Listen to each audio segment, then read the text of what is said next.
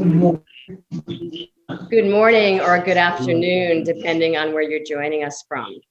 Honorable members of the National Assembly of Botswana, Excellency Ambassador Mokaila, Botswana Ambassador to the U.S., representatives from the U.S. Embassy in Botswana joining us, guests from all other sectors, all protocols observed.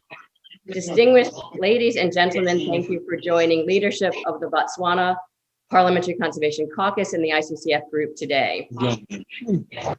And thanks to all of you for your commitment to conservation and for your efforts to ensure that the incredible natural resources with which Botswana is blessed will continue to exist for generations to come. My name is Susan Lilas, and I serve as the Executive Vice President of the ICCF group. For those of you not familiar with the ICCF group, we support multi-party conservation caucuses and parliaments in the US, in Africa, Asia, Latin America, soon to be in the Caribbean. There's 22 in all. Now, these caucuses, which draw from all portfolio committees, provide a platform in which critical discussions on natural resource challenges can occur between parliament, government, and leaders in the business, NGO, and donor communities. ICCF's goal in each country in which we're invited to work is to support the conservation and development priorities of the parliament and the government, never to impose an outside agenda. Now, the Botswana Parliamentary Conservation Caucus is a multi-party coalition of parliamentarians, including cabinet ministers, who are committed to elevating the role that natural resource management plays in domestic policy and regional development. The caucus was originally launched in April of 2016 and was reauthorized in December 2019. Membership continues to grow, and currently there are 35 members of parliament whose members are committed to eradicating poverty, driving economic growth through sustainable natural resource management. All members of parliament are eligible and encouraged to join. So to those honorable members of the National Assembly who may be listening today who have not yet joined the caucus, we hope that you will consider doing so and contribute your insights and expertise. The caucus will also continue to work with stakeholders across parties, relevant parliamentary standing committees, ministries, and other sectors to strengthen legislation, policy, international partnerships, and other initiatives to advance Botswana's leadership in conservation. If your organization is not yet engaged with the caucus in Botswana or any of the other caucuses globally, please reach out to us at hq@internationalconservation.org and we can facilitate that. So our panelists today include two of the co-chairs of the caucus, Honorable Kawana and Honorable Brooks, as well as Professor Patricia Mogamotsi from the University of Botswana's Okavango Research Institute. The professor will provide an overview of conservation in Botswana, looking at the formal wildlife and tourism institutions currently in place. Honorable Brooks will discuss human-wildlife conflict as a significant challenge to conservation in Botswana, as well as possible ways to empower communities to participate in the tourism sector throughout the value chain. Honorable Kawana will finish by talking about institutional capacity and capabilities, as well as the existing framework. Following the presentations, we will hold a question and answer session.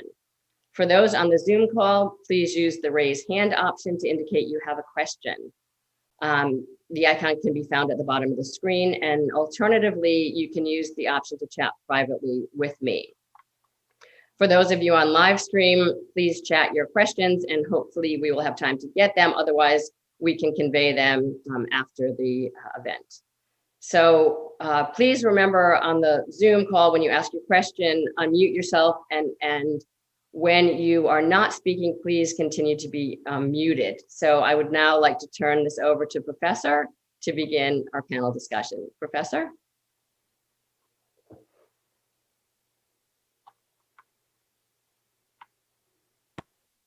Thank you very much, Susan. So I'll be looking at formal institutions for conservation in Botswana. So what I want to start with is just a brief overview of what we need to know about conservation and tourism institutions and activities in Botswana. The first point is that in Botswana, tourism and wildlife conservation are taking place in what we traditionally knew as tribal land. The second point is that these activities are taking place in areas in close proximity to rural communities, and by their nature, they have conflict with what we call rural activities, such as farming, pastoral and arable farming. So when we promote conservation, we should always remember that these points, that conservation is taking place in what was traditionally tribal land. Secondly, it is inherently in conflict with rural livelihoods. So I want to provide a very brief overview of the Wildlife Conservation and National Parks Act. But let me just say this first. I'll be looking at only three formal institutions, which are the Wildlife Conservation and National Park Act. I'll also be looking at the Wildlife Conservation Policy, and I'll also be looking at what we call the Community-Based Natural Resources Management Policy.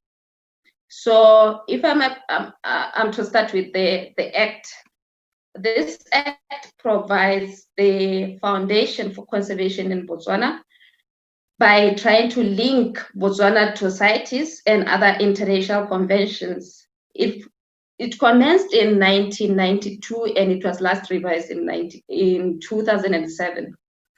And it gives a three-pronged responsibility to the minister to manage, to maintain, and to control national parks, game reserves, and natural resources in the country. Generally, the Act communicates the country's commitment to conserve natural resources, but it's a big but. The Act doesn't fully address the inherent land use conflicts generally, and human wildlife conflicts specifically. But there are certain sections within the Act that acknowledge that people within rural areas in close proximity to protected areas were disposed of their land as a result of relocations in order to pave way for the establishment of national parks. However, there are certain sections within the Act that are problematic. If we look at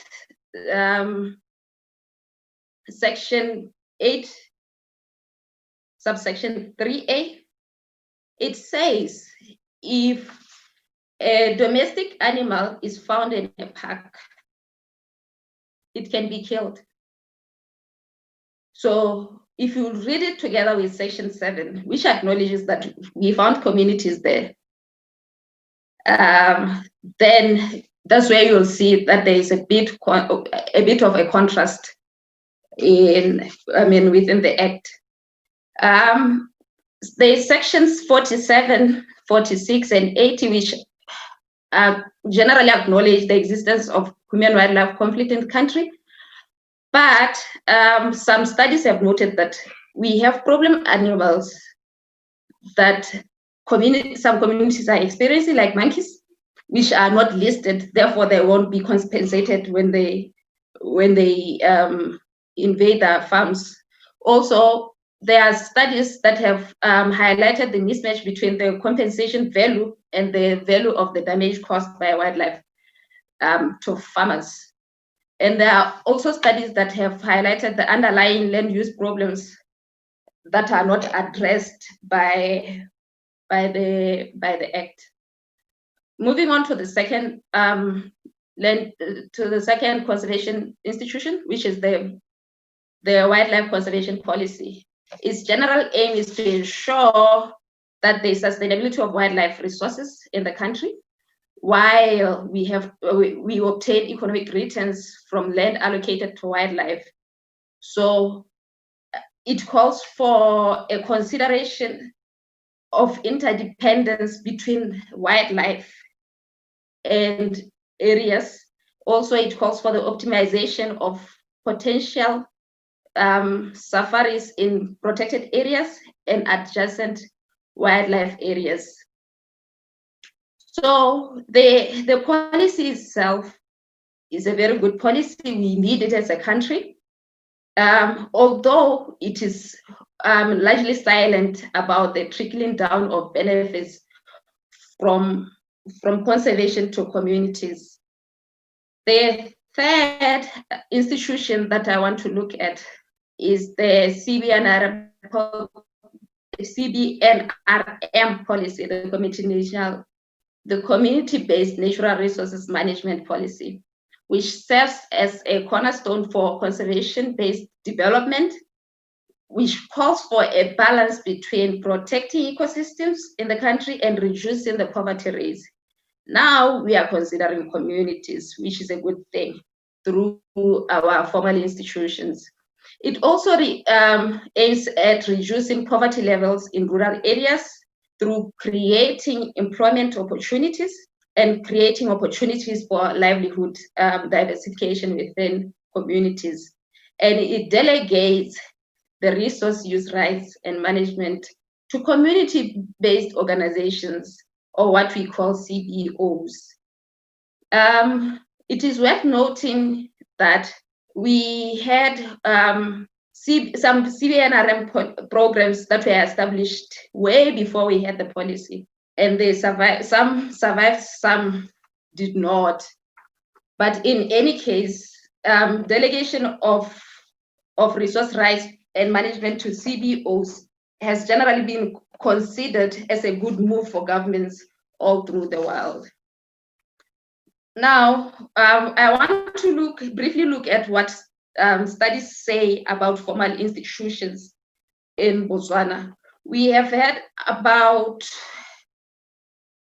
over 200, I've studied over 200 papers in journal articles and book chapters on conservation in Botswana, or about conservation in Botswana. And let me first highlight the positives from the studies. Most of the studies agree that Botswana generally plays a very important role in wildlife conservation, and the country has one of the largest populations of elephants, cheetahs, and lion in Africa and the world. So I want to discuss these studies within three subsections, if I may say. Firstly, I want to look at what studies say about the politics of compensation and the inherent effects of compensation on livelihoods in Botswana. Secondly, I'm going to look at what the studies say about the decentralization of community participation in Botswana. And lastly, I want to look at what the studies say about the changing institutional landscape of Botswana. So if I'm to jump to the politics of compensation, some studies that were conducted between 2019 and 2020 have reasoned that the Section 46 of the Act, the Wildlife Conservation and National Park Act, makes the payment of compensation for damages caused by wildlife rather discretionary and conditional, which is a problem. The Act also does not refer to compensation for damages caused to harvested crops. So if your field is invaded after we harvest, you shouldn't expect any compensation according to the Act. Also, there is no reference that has been made to developing mechanisms for calculating the value of the damage caused against the value of property lost. The fourth point is that the Act also does not provide for compensation for loss of life or income due to the damage, and it does not also provide for any compensation for injury caused by wildlife. So those are the points under the politics of compensation and the effects on livelihood. Now, moving on to what studies are saying about decentralization. I think this is a positive, that the studies generally praise Botswana for the decentralization of natural resources management through CBOs.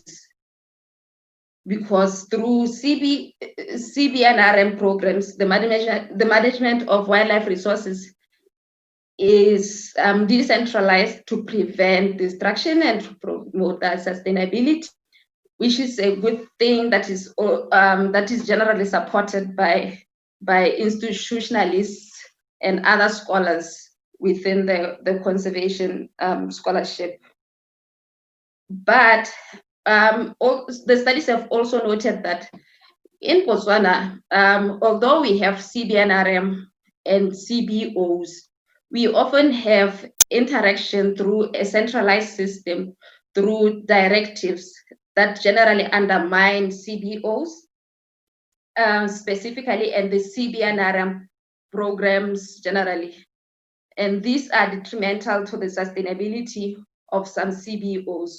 For example, in 2015, it was recorded that out of 80 registered CBOs in Botswana, only 33 were active.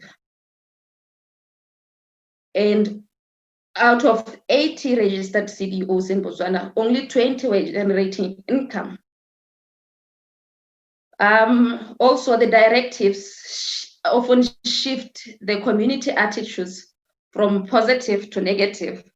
And also they detach people from ownership of wildlife resources.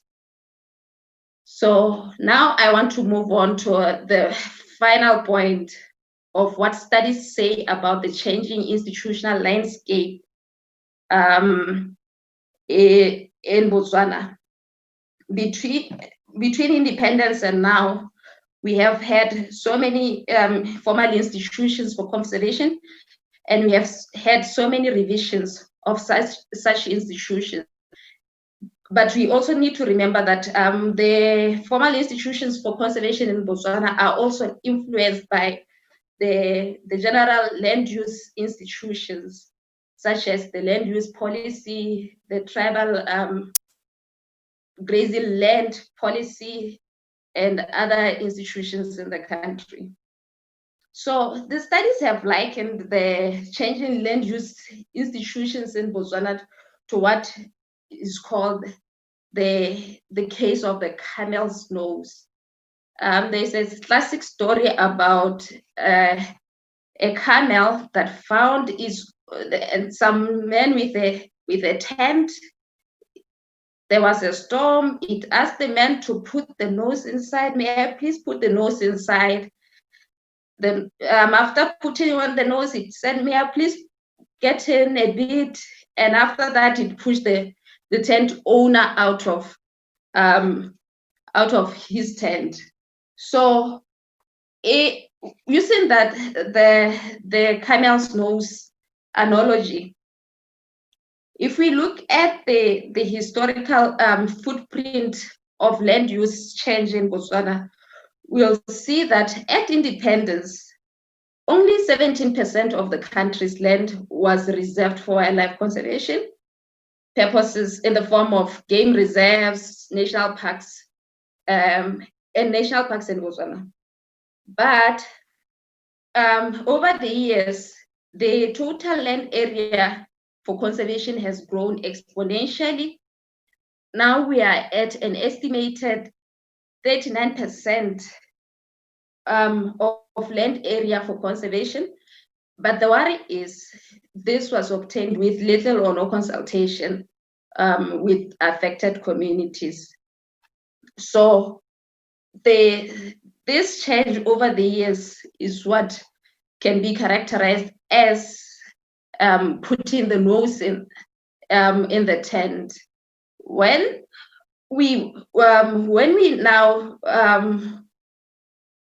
the camel now crowded in the tent in Botswana, initially the promotion of wildlife conservation and the establishment of wildlife management areas were meant for those with minimal or no agricultural activity. But if you look at the changes over the years, the zoning of wildlife management areas has been done without the regard of subsistence agricultural activities, and some people were displaced and relocated. So this exercise of zoning in without the regard of those who are inhabiting the area undermine the pre-existing land uses. So what can we learn generally from Botswana's case of wildlife conservation? Botswana is generally doing well, but the devolution of power over natural resources to local communities by the government is but a mirage, because the power still lies at the top, while the conflict has those at the bottom, and it also has their livelihood activities. So the government should try to involve communities and all affected parties in performing an in-depth diagnosis of the institutional structures through mapping of land uses and conflicts in order to determine the sources of conflicts, the overlaps, the irregularities, and also to see how to resolve all of these. The government should also try to realize and release the potential, fully realize and release the potential and capabilities of local communities in sustainably managing their natural resources through promoting community participation in the process of creating a sustainable institutional environment for land use and land use management. So the studies generally call for what is called true involvement of communities, not the passive involvement of communities as it has usually been the case in some communities in Botswana throughout the years. So my story was supposed to be short and sweet, and that is where I'm going to end for now. Thank you, Professor. That was very enlightening. Everyone, please be sure to mute. So I'm going to, in just a second, turn the floor over to Honorable Brooks to talk about human-wildlife conflict and empowering communities. I'd like to remind panelists that please keep your presentations, if at all possible, to 10 minutes. We like to have good time for questions and answers. We seem to have an issue with the raise hand option. So we're going to be using chat. I may end up having to call on people. Dr. Patelli, if you would just check your WhatsApp, I have a couple of messages for you, and I might enlist your help when we get to the Q&A. So for now, thank you again, Professor, and Honorable Brooks, you have the floor. Please unmute yourself, Honorable Brooks.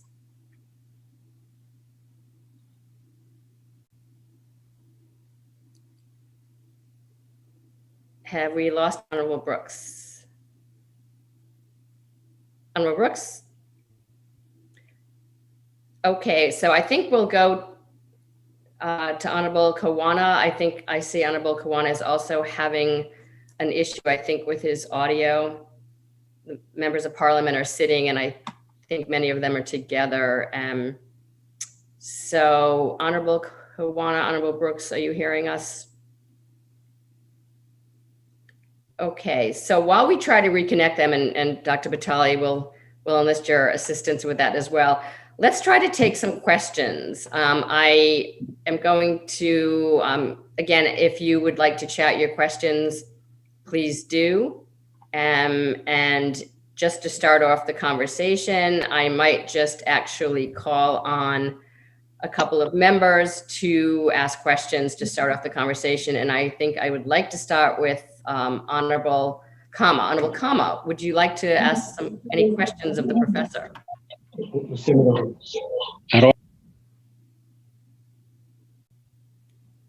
Yeah, thank you. Can you hear me? Yes, we can. Excellent.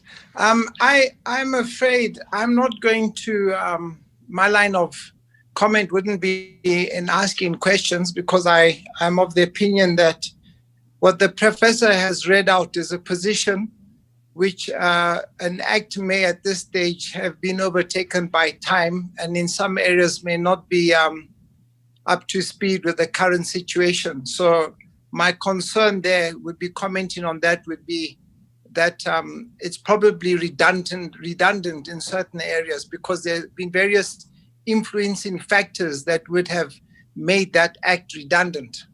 And my opinion is not entirely what the professor was reading. I have a different view on that.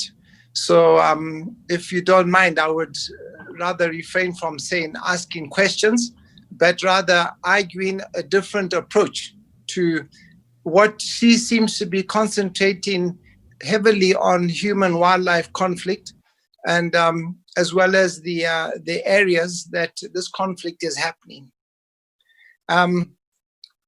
My own opinion on that, of course, is, when I was minister, was to look at things slightly differently to what had been done in the past and in neighboring countries. And one of the things that I think we need to always be very mindful of is the allocation of land, which is done by a different ministry. And if there's no discussion between the two ministries, which certainly was a challenge when I was there in the ministry, was to ask lands to be cognizant of where they allocate people in relation to where wildlife is. That's the first thing. The second thing was also looking at the spatial planning, which was done by the Ministry of Lands with the allocation of lands. And that's why I could never understand why we were having this challenge, because that area was under their authority. And then obviously the last point that I'd like to also bring up to speed is that during my time as a minister, we had embarked quite heavily on this human-wildlife conflict, rather being human-wildlife coexistence. And I think the mindset is what we have to achieve. If we look at it as conflict, it will always be conflict, and we'll have a negative attitude towards it. If we talk about coexistence, we then need to change the whole management of the land use, people, and wildlife. And I think that is one area which has become overtaken by time. We haven't done that sufficiently. But you cannot just present it as human-wildlife conflict. And I think that is very naive to do so. You need to be broader spectrum on this and say, what other attributes participate in this to make it a success? There's going to be give and take at the end. But that's the starting point, is what do we want to achieve? And one of the things as well that that we need to be cognizant of is the fact that the population of people is not controlled. But we want to control the population of animals in one way or another. So we've relegated that natural resource to a lesser importance to some extent. So we need to then determine what the value of that natural resource is, and we don't have a value of the natural resource. One of the thinking is the value of an elephant in its lifetime would be up to about $12 million, as an example. And so it's not just a situation of saying there is an incursion of animals in people's areas of domicile and things like that. We need to make sure that we get the maximum for all concerned. And there's going to have to be give and take on both sides. There is. Even now in Botswana, there's a shortage of land. And farmers are now battling. And so you have this challenge. But it's not just enough to talk about it. Something has to be done where you say, is everybody going to be able to be a farmer? Is everybody going to be able to breed cattle? Is this practical in this area? Do we reserve this area for that? And the comment that she made finally, before I stop my contribution now, of how much land has been given to wildlife. But I think one must not lose sight of the wildlife management areas and the reason the wildlife management areas were developed. And I think one of the things that the CBNRM would do, if it's capacitated properly, and that is very important, the CBNRM has to be capacitated properly, is for people in those wildlife management areas or around those areas to equally benefit from the wildlife product. And whichever way that might be through tourism, it might be through wildlife farming, whatever the case may be. So I believe the picture is much bigger than what is being presented here. And I think that is something that in time we should look at and say, what is the best for all sectors concerned? And how do we manage that situation so that we get the best for everybody, including the natural resource being wildlife? And as a result of that, the tourism that will result from that as well. This morning, coincidentally, we had a meeting from the Finance and Estimate Committee. And yesterday, we're looking at some of the requests for supplementary budgets and what have you. And one of them is in tourism. So you can see clearly that the wish for government to spend money in tourism is there.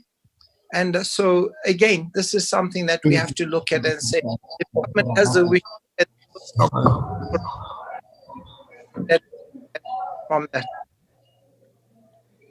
Honorable Kama, thank you very much for that contribution. I think there's a lot there for discussion. Again, everyone, please mute your microphones if you're not speaking.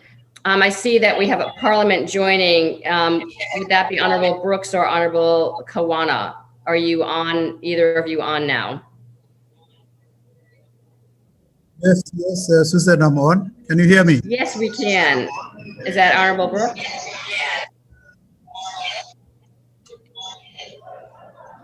Okay. Yes, we can hear you. Oh, yeah. Susan. Honorable, is that Honorable Brooks?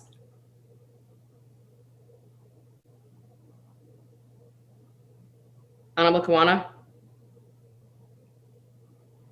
Okay, well, thank you all for bearing with us while we work out these small difficulties.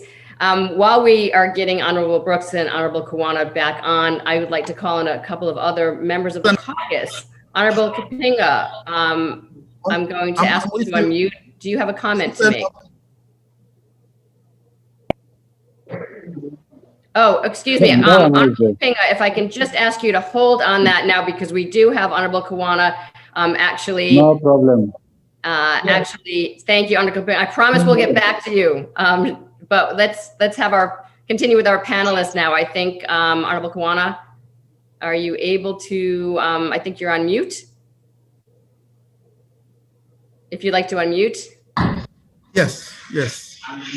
Can you hear me? Yes, we can hear you. Glad to see you. Yes, and thank you for having me. We, as the professor has mentioned earlier, we have several pieces of policy whose intentions are to guide the conservation of our natural resources, one of them being wildlife. And it is very important to take note of the fact that a lot of Botswana are dependent heavily on wildlife. Wildlife because they subsisted on it. They lived for a long time on call it wildlife produce or wildlife beef. But alongside that, wildlife has also impacted on people's lives. Now, the policies that we have intended to harmonize the coexistence between wildlife, wild animals, and the people that live with it. We also have another policy that we have to take care of, which is the tourism policy, whose intention also was to assist the government manages wildlife. You will also realize that our wildlife, rather our tourism, is dependent on wildlife. What I'm trying to say here is our tourism is 100% wildlife based, and without wildlife, we will not have any tourism. I know I'm going to be shuttling between policies and Honorable Brooks area. Can you hear me clearly? I see you are. Can you hear me clearly, Susan? You're very clear. We hear you loud and clear. And thank you for joining us while you're in the middle of sitting in Parliament. Thank you. And along the way, government developed a lot of policies, and we had the CBNRM, like the professor has said, the CBOs. We have wildlife areas in 3 categories: the national parks, the game reserves, the wildlife management areas, and all these areas put together make 39% of Botswana's total land.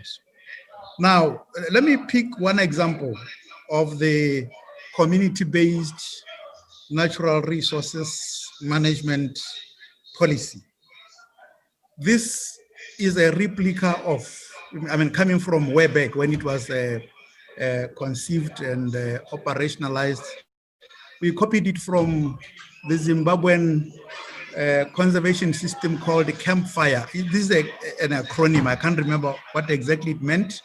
A campfire, like campfire. And with that, the Zimbabweans developed a system where local communities are assisted to benefit directly from their wildlife resource. And this benefit would go to individuals as in the form of employment, in the form of protein from meat that they got, as well as financing community projects. Now, in our case, we have community projects such as the one in Kwai, some near Maung, Sankuyu, which is the best example, where the benefits went directly to the community. We saw older people getting monthly subsistence. They were given allowances to the tune of about 600 pula per household. I know there are other developments like building pit latrines for them. Each household in that community area benefited directly. One may argue that that is government's responsibility, but yes, if people see tangible benefits and they see it and they feel it and they live it, then they begin to appreciate and accept the coexistence between them and a wildlife resource. Let me also speak to the issue. I know I'm now wandering into somebody's area. The issue of problem animals.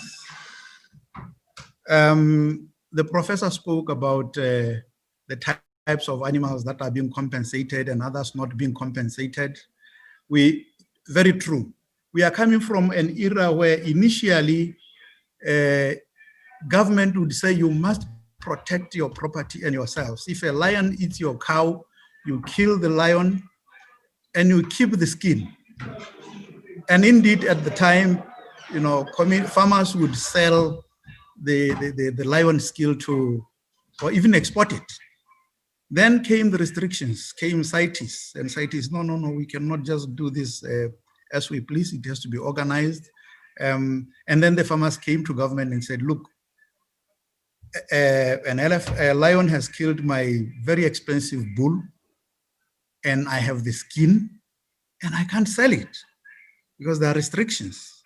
That is when government said, well, then we will have to compensate farmers who have lost their livestock, same as other properties, water installations, farm fences and stuff.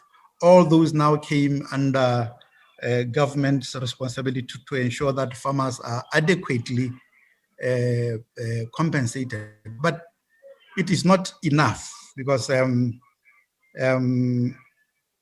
government pays some fraction of what we have lost, not 100% compensation. This is one of the serious areas where we have to dialogue with government and ensure that the people do not see wild animals as being destructive, as animals that brings poverty to their families. They should see them as something that would, if they live alongside these animals, they stand to benefit. And the benefits may not necessarily be through killing the animals, but the fact that the animal exists would also be something that one can pride themselves. Just the satisfaction that I have an animal around myself. A lot of people around already appreciate and derive some satisfaction by just living alongside wild animals, big and small. Yes, there is also some animals that they cause extensive damage to property. Monkeys, as the professor has mentioned, and many others. Too little to mention in the regulations. We used to call them unclassified. I don't know if that has changed. The unclassified animals, they are still being killed. The danger now is they may be small, but they are endangered. The government should now start thinking along the lines of ensuring that these little animals are protected. And you know why the reason why the Department of Wildlife and National Parks uses an emblem of a very small animal called bat-eared fox. This is a declaration that we are not only looking at big animals to protect, we are looking at protecting the entire animal kingdom. And therefore, the policies and perceptions and the approach by government has to change. We have to totally relook our approach of wildlife conservation. It is a responsibility of the government, but at the same time, the vehicle that government can use to sensitize people first, education, sensitize them, make them understand that the ecosystem depends on them and the animals, big and small. So that's the cornerstone of conservation, coexistence. Now, unless and until the farmers and ordinary people recognize the importance of these animals on the ecosystem, and then secondly, they recognize and they feel the obligation that they are part of the ecosystem, and that they should accept the coexistence between themselves and the animals, conservation can never succeed. It is very, very important that wildlife, to recognize that wildlife can only exist if it pays for its way. What I mean by this is that the benefits must be seen, they must be there, they must be visualized. It mustn't be an imagination of something for tomorrow for our children. It must be there. We must teach people to see it. It may not be as tangible as putting food on your table, bread on your table, but you visualize it, you see it, it is there. And I could say a lot about this. I may have left a few things, but maybe questions would assist me. And I'm with my colleagues here who are also Honorable Kapinga, who lives with the animals around him all the time in the Okavango Delta. He would also maybe come in and assist us in explaining how they managed to preserve and coexist with the animals in that area. I thank you, Susan. Thank you so much, Honorable. And you bring a wealth of knowledge and experience from your from your years actually in the field, which is so important. I think we have our last panelist. Do we have Honorable Brooks here with us? And we're going to ask Honorable Brooks to please, I know there's so much to say, but to keep remarks to 10 minutes. Honorable Kapinga and others have many questions. We want to make sure we have a robust dialogue. So Honorable Brooks, for 10 minutes, please. Thank you. Thank you, Susan. How are you? I'm well. How are you? I'm good. Now, I think Honorable Kawana said a lot about wildlife. My area of concern here is, or what I have to now discuss this afternoon with you guys, it's about the conflict of animals, especially in the communal areas. The area where I'm coming from, we do have this conflict mostly caused by lions, hyenas, and cheetahs. And most of the time, farmers will be killing them because the around time of the department to respond after the farmer has reported this to the wildlife department takes long, and the farmers become so angry, especially that most of the farmers, 90% of the farmers in that area, their life are depending on animals. So they don't want to see themselves losing any animal due to be killed by a lion or hyena or whatsoever. Like he rightfully said also, we're having the small animals which are very troublesome, like the jackal, the monkeys. They are also some of the animals that really disturb in the area. I think one of you talked about the conflict whereby we'll find farmers moving, especially during the drought areas, during the drought season. They will now move to areas where they can find grass and some other natural resources where the animals can feed on during that time of the drought.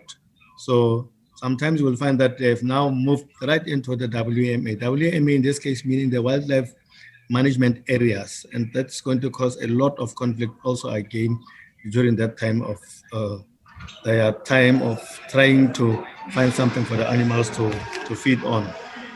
I think that is all what I can say when it comes to the conflict of wildlife and farmers in the area. The other thing that I want to say, most of my area, we're in the rural areas, and we are actually living around the national parks, like the KTP in Kalahari, Mabuasube, Hemsborg Park. They are hardly 80 kilometers away from my farming areas or from the communal area. So this alone is also a cause of a concern in that area. Thank you. Thank you so much, Honorable, for the contribution. I'm going to call on Honorable Kapinga just now, but I want to applaud the members of the caucus. Not only are you overcoming some of the challenges that COVID-19 is presenting, but you're actually made it a point, even while in Parliament, to participate in this first briefing of the caucus. I think I've counted over 10 of you off and on throughout this past hour. That just really highlights the point to any stakeholders from any sectors who are on the call or on the live stream. We need your engagement. The caucus needs you to engage with them in briefings and in field visits, and we would like to make sure that we facilitate that engagement so that the members of Parliament who are already so committed have the opportunity to experience a wide variety of opinions and understanding from all sectors. So on that note, Honorable Kapinga, please unmute yourself and we'd love to hear from you. Thank you. Thank you so much, Honorable Kapinga. We have time. Thank you very much for giving me this opportunity. I need to state that a few years ago,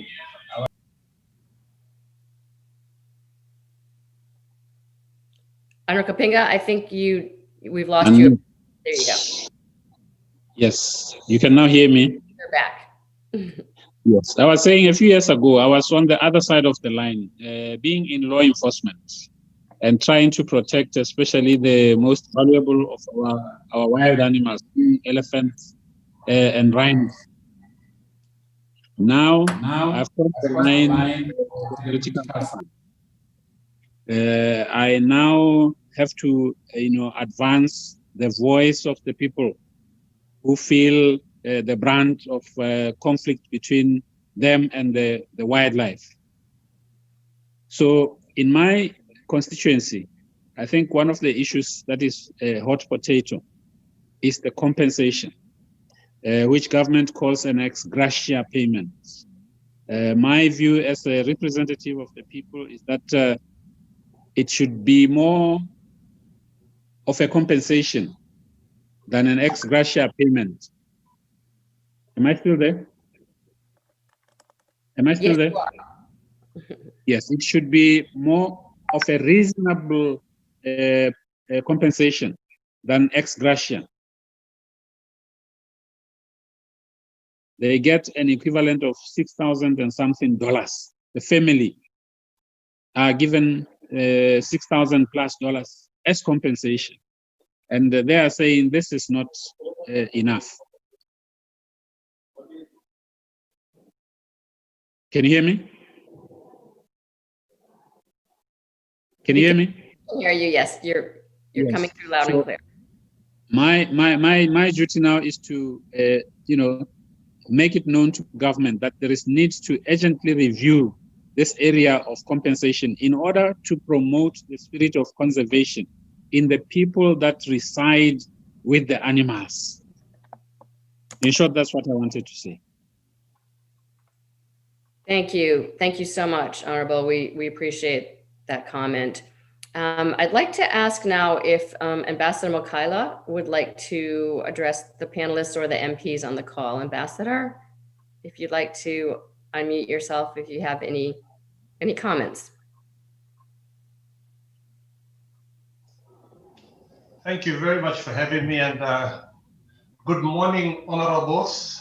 Good to see you again after such a long time. I must remember which side of the fence I am now. I'm not a politician. I'm a diplomat, and therefore what I'll try to say will probably walk the tight line. My comments are going to be as follows. Policy is not stagnant. Policy is supposed to move with the times and address issues that rise from time to time. And I hear honorable members of parliament talking about the inadequacies of current policy. Indeed, policy and regulation will always lag because it is from experience that we are supposed to adjust to in terms of policy and legislation. For instance, I agree with the professor in terms of all the things she's raised. But one thing I'll say is that we were moving towards trying to address all those gaps. For instance, the CBNRM Act that I believe should be coming to Parliament is a huge step towards dealing with all the issues that honorable members are talking about. For instance, the issues of compensation. If CBOs themselves were generating money that they were able to reinvest in themselves to actually assist in this coexistence, there would be progress. But I think all honorable members would agree that the monies that are accrued from whether it be consumptive use, whether it be from tourism or from what, does not actually benefit those that it's supposed to benefit. And therefore, there's the need for capacitation of communities or CBOs to be able to really enjoy the benefits of the intention. So in my view, the policies may be okay, but it's where we've lacked seriously is how we capacitate communities to ensure that communities really benefit. Honorable Nkawana used a very good example. He said Sankuyo used to invest in its community, they used to compensate, and therefore it wasn't for government to compensate. But then Sankuyo itself decided to sponsor a football team, which has nothing to do with conservation. So it's those sort of things that we must deal with in terms of the governance structures of these CBOs. And one of the things that I'm trying to do when I'm in the States for all CBOs at home is to see how we can assist in getting people here to go home to help us with capacitation of CBOs. Because it should not be the boards that benefit. And you'll find that most of the monies that are accrued from whatever activity, the boards are the people that only the board and not the community benefits. And I think that's where, honorable members, the biggest challenges are. There's the issue of CITES, which was raised by Rankawan. The Convention on Endangered Species, you know, that convention, it moved from being what it used to be to becoming something else. And we will admit, as Botswana, there's good conservation in Botswana, or we don't have the problems that East Africa has. Those things should be balanced out, because unless communities see a benefit from looking after the wildlife, they will not look after the wildlife. So I could go on and on, but I just wanted to just give that little short brief that no, I don't think all is lost. I think we should be all going the same direction in terms of how we deal with the issues that are there. There are multiple. You can't just deal with one and think you are solving the problem. It's a mosaic of issues, and they all need different approaches for us to achieve what we really want to achieve. Thank you. Ambassador, thank you very much. I think everyone agrees 100% with you. That's excellent comments. We're getting close to the end, so we'd like to ask our panelists if they'd like to respond to any of the comments that were made. I'm going to ask Honorable Kawana if you're still able to speak with us. Please, if you have any comments, we'd like to hear from you. And you want to unmute yourself, please.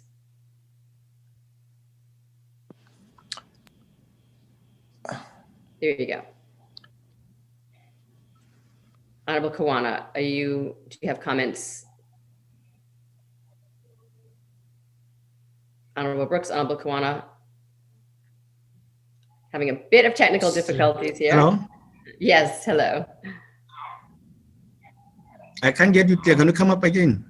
Yes, Susan? we were asking if you had, Honorable Brooks, Honorable Kawana, have any comments on any of the questions or remarks that were posed by those who are not on the panel as we wrap up. No, I think as much as Honorable Kapinga and Remo Kaila said, that is exactly what is happening, and maybe we need to come up with something that can help us in future and benefit our wildlife. And maybe on the side of the conflict of wildlife with farming, in the farming areas, we need to come up with something that will reduce this conflict. That is all what I can say for today. Thank you. Thank you very much. Thank you. Professor, do you have any final comments to make? And you can unmute yourself, please. Thank you. Okay, thank you very much, Susan. All I want to say is we need to remember that the existing human-wildlife conflict is a result of history, and history is supposed to be there to teach us so that we don't carry forward the historical legacies when we design our policies, when we revise our policies as a country. Also, we need to remember that we have to strike a balance between conservation and rural livelihoods. One shouldn't suffer at the expense of the other. And in doing so, we need to deal with the underlying institutional complexities. And we also need to set appropriate compensations for affected communities. And like the honorable member has said, we need to change the government's approach to dealing with human-wildlife conflict and in promoting human-wildlife coexistence. And the last point is that we need to promote meaningful community participation, because if we fail to address community concerns about conservation and wildlife, we are going to have, like the honorable member has said, retaliatory killings of wildlife, which is counterproductive in our fight for for wildlife conservation. But we also need to remember that compensation is not the only answer to addressing human-wildlife conflict and to promoting human-wildlife coexistence. Also, militarization in conservation is not the only answer. Like Ramokaila has said, we need to strengthen the links between nature-based tourism and real livelihoods. And we also need to capacitate meaningfully CBOs, and we also need to look at their governance structures in order for us to redirect the benefits of conservation to communities. That's all I want to say. Thank you. Thank you. Susan? Yes?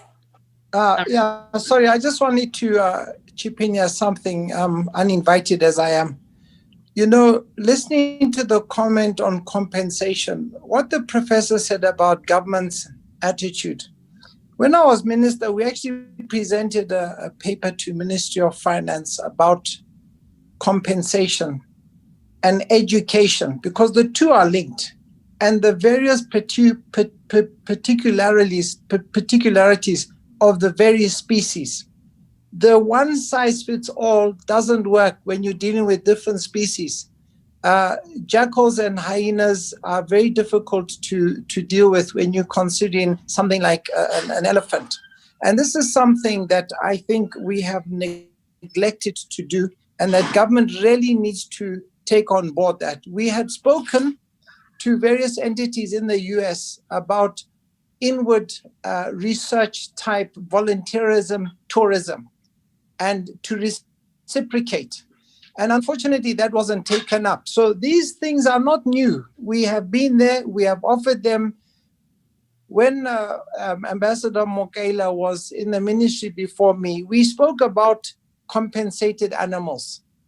And you know, what he said then hasn't changed through my time, through his successor's time to where we are, which definitely confirms. And I'm sure he inherited that from his successor, which means we definitely need to change government's mindset and have people who really know what the subject is. Otherwise, we're going to be talking about this until all of us are being laid to rest. And you know, that's subject to whenever that's going to be. However, be that as it may, is Dr. Chase on this? Because he has a solution to human-wildlife conflict in the sense of early census. And I think it would be appropriate if he could share what he has done, because this is something, again, where government needs to work with citizens who have got ideas in preserving in preventing this situation. And if we're not going to work with our citizens, then, you know, this discussion is almost futile. So that's really my comment. If he's in on the group, I think it would be interesting to hear what he says. Thank you, Honorable. You're not only invited, but as you and as all members of Parliament are encouraged to participate in the caucus and dialogue. So thank you for that. I don't believe Mike Chase is on this Zoom call. He may be on the live stream, but basically you've underlined the real strength of any of the parliamentary conservation caucuses, and that is they don't exist in a vacuum. They must be surrounded by stakeholders from all sectors with all opinions, from NGO and business and donor communities to be able to have access to all the information to help drive sustainable policies. So again, we encourage you to be in touch with the caucus, we'll facilitate with Dr. Batali, who is the person who is facilitating these dialogues. Make sure that the caucus is hearing from everyone out there who has an interest and knowledge and expertise to share. So just in closing, I think that a take home is that it seems apparent from everything that was said that there is a need for comprehensive study that can identify the gaps in all policies and laws governing conservation and tourism. And the caucus will like to take the lead and again, in an all stakeholder effort to have more inclusive and multidimensional approach to conservation and tourism. So let this be the beginning of many more dialogues and open door policy, which the caucus has. And from the ICCF group, I'd like to say that we're honored to support the caucus. And thank you again to the members with all the challenges to have facilitated this dialogue this morning. And on that note, we look forward to the next exchange, and thank you all for joining. And thank you all on the live stream.